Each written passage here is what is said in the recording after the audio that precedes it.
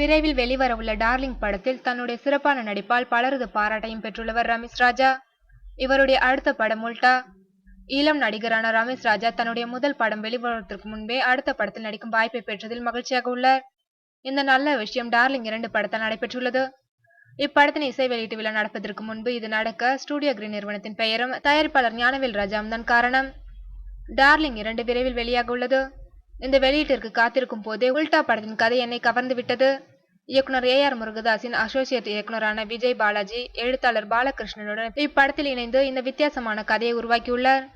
இந்த படம் மூலம் இயக்குனராகவும் அறிமுகமாகின்றார். இந்த கதைக்கு உல்டா என்பது பொருத்தமான ஒரு தலைப்பாக இருக்கும். ஒரு இளைஞனின் வாழ்க்கையில் தினமும் நடக்கும் விஷயங்கள் எப்படி மாறுகிறது என்பதுதான் படத்தின் கதை. அது மிகவும் நகைச்சுவை உணர்வுடன் சொல்லப்பட்டுள்ளது. ரசிகர்கள் முழுவதுமாக இந்த படத்தை ரசிக்கும் விதத்தில் படம் அமையும். ஜனனி ஐயர் நாயகியாக நடித்துள்ளார். ரிட்டஸ் மீடியா ஒர்க்ஸ் நிறுவனம் இந்த உல்டா படம் மூலம் திரையுலகத்தில் அடியெடுத்து வைக்கின்றது. இம்மாத இறுதியில் படப்பிடிப்பு ஆரம்பமாக உள்ளது என்கிறார் ரமேஷ் ராஜா.